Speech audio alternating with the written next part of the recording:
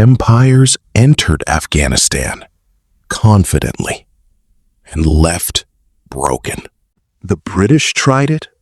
The Soviet Union tried it. Even the United States tried it. And every time, the story looked almost the same. At first, the invasion moved fast. Cities fell. Leaders escaped.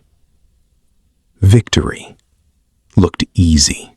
But then, something changed. Huge mountains. Narrow valleys. Tiny roads. The armies had more soldiers, more money, and better weapons. So why did they keep failing? Because the real weapon was the map itself. Now, look at where Afghanistan sits on the map.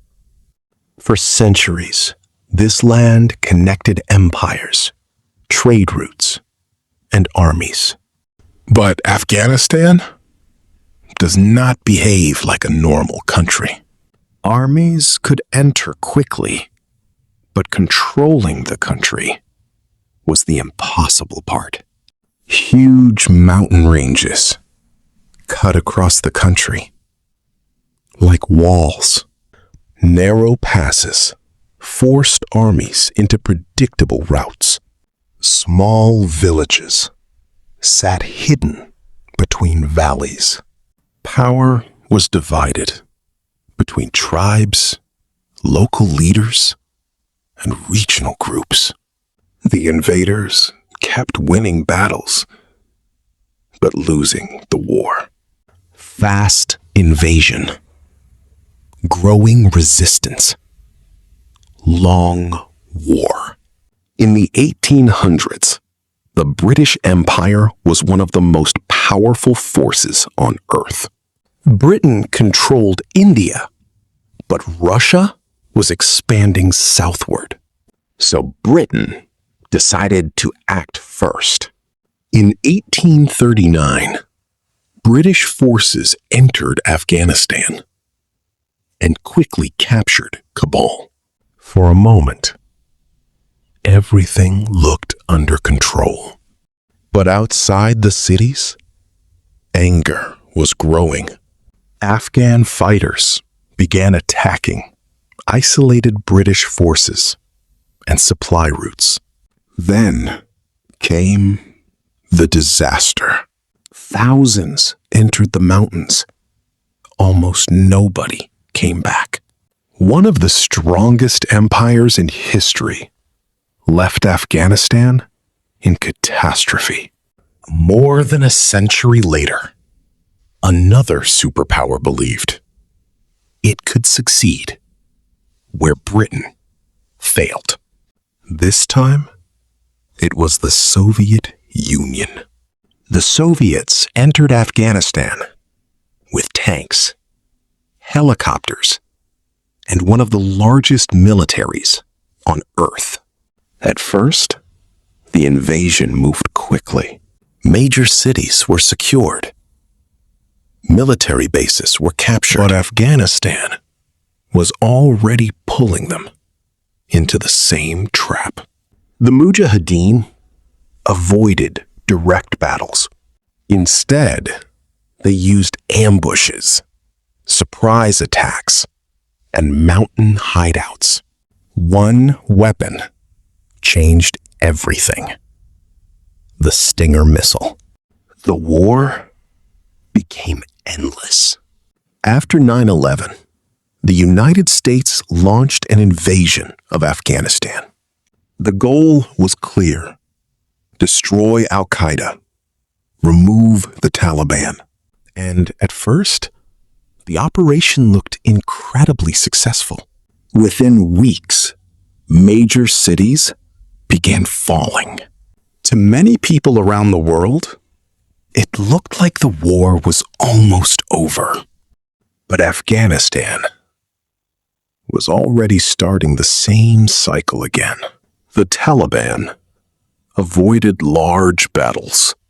Every road needed protection. Every convoy needed security. They only needed to survive longer. 1 year became 5. 5 became 10. Then 20. For 2 decades, the most advanced military on Earth fought a war it could never fully finish. And then came the final shock. As foreign troops left, the Taliban rapidly retook city after city. Areas fought over for years collapsed in days. And through all of it, the mountains stayed the same. The same terrain. The same logistical nightmare.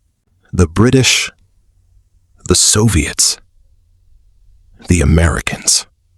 Different centuries, different weapons, but the same pattern. Because long wars slowly damage even the strongest countries. The mistake was believing military victory meant long-term control. Britain lost prestige and suffered one of the most humiliating retreats in military history. The Soviet Union spent nearly 10 years trapped in a costly war. The United States spent trillions and fought for 2 decades. British forces retreating, Soviet troops withdrawing, American helicopters leaving Kabul. Afghanistan did not destroy these empires alone. The longer the wars lasted, the more expensive they became. Not because armies could not enter, but because leaving became harder than expected. Again and again, powerful countries entered Afghanistan, believing they were starting a short war. Instead, they became trapped in wars that slowly drained their strength. Afghanistan was protected by time, terrain, and the mistakes of invaders.